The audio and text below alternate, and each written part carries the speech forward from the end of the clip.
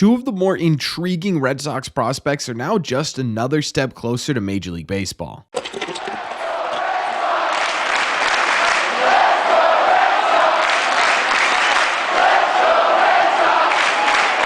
What is going on, everybody? Welcome back to Red Seat Radio and welcome back to the second video of the day. My name is Corbin. If you missed the first one, we went over the Red Sox promoting Jamie Westbrook, the Barrel Man, to Major League Baseball, as well as their split with the Detroit Tigers. This one's a little bit different, and it's because the Red Sox made some really interesting decisions this weekend regarding some of their highest performing prospects in their system. So what we are going to do in the second video today is we're going to go over that. We're going to talk about who these prospects are, talk about why they were promoted, where they were promoted, and what this does for them and for the Boston Red Sox. But before we get into that, do me a favor, make sure you guys have hit that subscribe button if you haven't already. If you're new here, we talk Red Sox content almost every single day. Don't forget, these episodes are also always available in podcast form. If you want to head over to Spotify or Apple Podcasts, really anywhere you get podcasts, just head over to your favorite podcasting app and look up Red Seat Radio to listen to all these episodes on the go. Thank you all very much for clicking on this one. Let's get into it. Okay, so like I said, there were two players that the Red Sox promoted last night that, in my opinion, should be really intriguing for Red Sox fans everywhere. The first one is a name we actually just recently covered on this channel, and that's Matthew Lugo, who last night, right around 8 or 9 p.m., was promoted to AAA baseball from AA Portland Sea Dogs. Now, like I said, we just recently made a video on him, but if you missed that one or you haven't gotten to it yet, here's a little bit of a rundown on who Lugo is. Lugo is a 23-year-old prospect who was originally a pretty top Red Sox prospect. I think at one point someone was saying he was a top 10 prospect in the Red Sox farm system. However, after a 2023 season where he had a 242 average, a 297 on base percentage, and a 381 slug, which was good for just an 84 WRC plus, about 16% below league average production at the AA level last year, he started to slip down the prospect rankings a bit. In fact, coming into this season, he found himself as the 50th ranked prospect in their system. However, he has totally reinvented himself in 2024 and is paying off big time. Before his promotion to AAA last night, Lugo had a 317 average with a 405 on base percentage and a 669 slug in 42 games in AAA, which led to a video game-esque 193 WRC plus, about 93% more productive than the average hitter at the AA level, and maybe more impressively than that, just going off of who Matthew Lugo is as a player, that's more than 100% more productive at the plate than he was in 2023. On top of that, he's been able to outproduce all of the Red Sox top prospects essentially this season, playing with guys like Marcelo Meyer, Kyle Teel, and Roman Anthony. Matthew Lugo has been the best hitter on a Portland Sea Dogs team. Just a fantastic jump he was able to make this year. Obviously, he has done everything he possibly could to earn that promotion and absolutely tore up AA.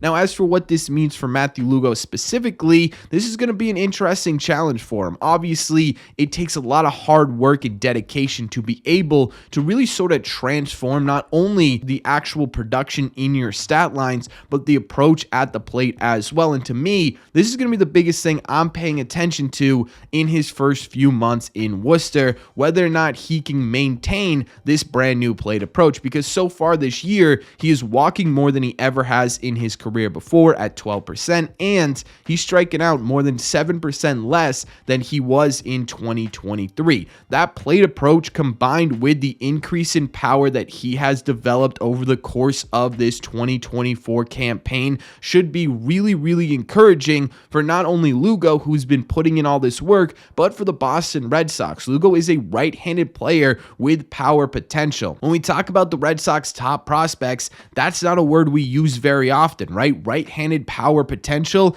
isn't exactly in the Red Sox top prospects outside of maybe Miguel Blaze, but he's still a pretty long ways away. At least when we're talking about the upper minors, the Red Sox are lacking this a little bit. To see this level of production, especially coming off a year like he had in 2023 from a guy who is as talented as Matthew Lugo can be, should be really encouraging for the Boston Red Sox. I also think a big part of this too is that the Red Sox need to make a decision on where Lugo's going to end up fairly quickly here. As of the end of this season, he will be eligible for the Rule 5 draft, meaning that if the Red Sox don't add him to the 40-man roster by December of 2024, there's a pretty real possibility he ends up being stolen from this Red Sox team. So what coming up to AAA is going to do for Matthew Lugo is not only give him a brand new challenge and ability to say, yeah, I have fully revamped how I approach hitting and how I approach the game, and it's going to pay off no matter where I'm at, right? It's another challenge to prove that, hey,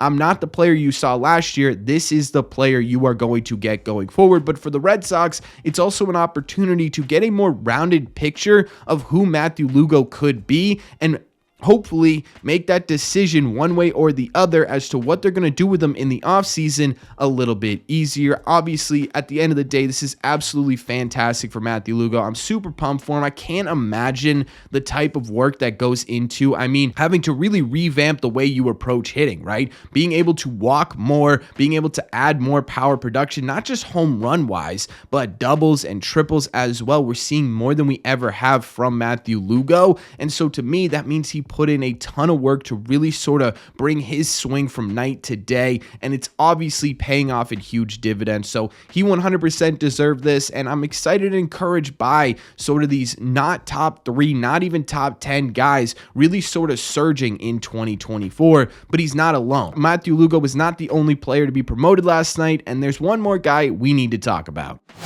But before we get into that, do me a favor, if you haven't already and you're enjoying this video, make sure you guys have hit that like button. Not only does it help these videos out a ton, but it's also the best way to let me know that you're enjoying what we're doing here. So if you like this kind of content, you want to see more of it, make sure you've hit that like button. Thank you all very much. Let's get into the second part.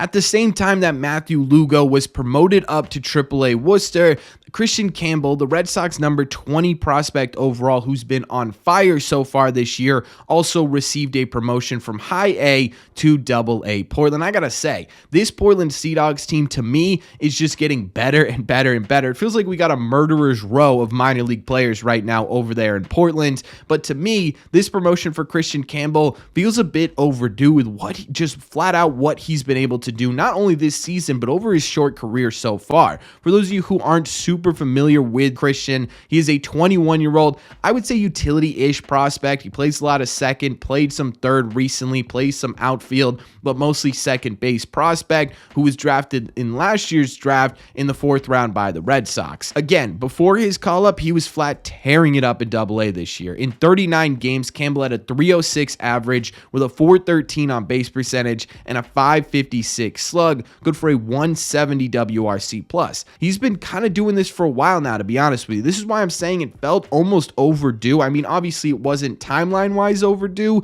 but he's been doing this for a couple of seasons now. Last year, he crushed the Complex League and performed well in High A as well. He's been shooting up the Red Sox system these last couple of years, and it's not just the results that make Kristian Campbell a really intriguing prospect. He also puts together really impressive at-bats. He was walking at a rate of 14.5% this season with a strikeout rate of 26.2, which is a bit high, but that approach combined with 8 home runs and 12 doubles in 39 games at the level he is producing this year makes his potential really dangerous from the right-hand side of the plate. There's been a lot of talk recently about how the Red Sox are going to be able to manage having so many lefties in their lineup with not really a ton of pipeline prospects that are right-handed coming up within the next couple of years. In the last, I would say 2 months, you're starting to see a lot of those right-handed intriguing options really start to present themselves. Kristian Campbell's been a big one. Matthew Lugo, who we just talked about, has been a big one.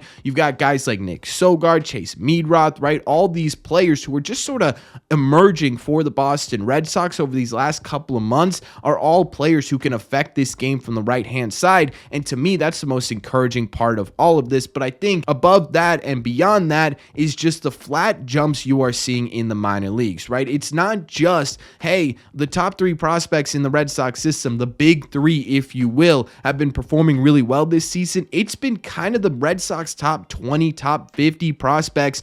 Almost all of them have been performing well this season. You are seeing big jumps from a lot of really, really intriguing prospects outside of those top 3 guys. And to me, that's unbelievably exciting. It's something to think about as we look at this current Red Sox team, right? Because you sit there and you say, man, they just cannot get above or below 500. They're just sitting there stuck in this baseball purgatory like we talked about in the video earlier today. But taking a look at these guys has to give you a little bit of hope, right? It gives me a little bit of hope for sure, seeing what this Red Sox minor league system is slowly developing into as we get through this season. But specifically as it relates to Kristian Campbell, he did play college ball. He is a little bit of an older prospect. I wouldn't say crazy older, right? He's still only 21 in Double-A, but he was drafted out of college, so his timeline might be a little bit faster than some of these other players that we've been talking about. He has the potential to really be an impact player at the big league level. He has hit really well basically at every single level he's played at so far. He's got that power potential. He's going to take a ton of walks. He is going to strike out. The question will be, where does he fit in on the field? And I think with that versatility that he's added, being able to play second, playing third recently,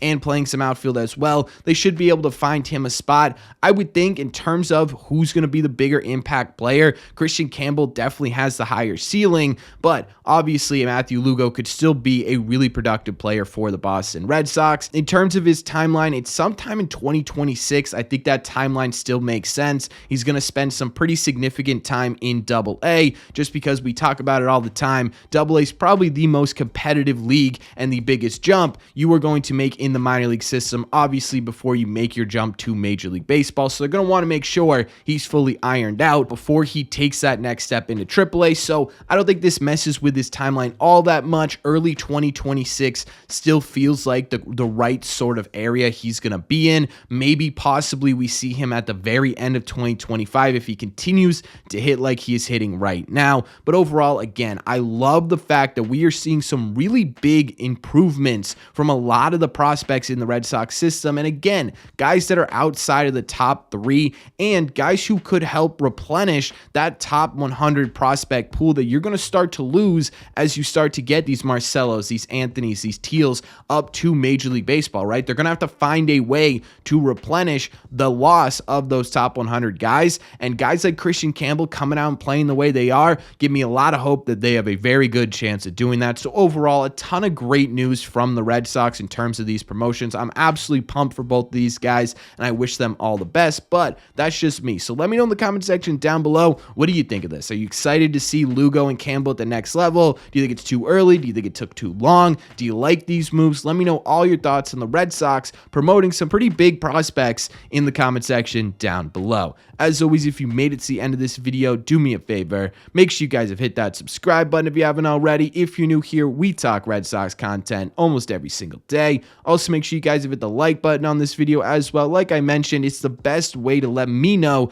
that you like this type of content. So if you do, this is the best way to show it. Thank you all very much for clicking on this one, and I will see you in the red seats.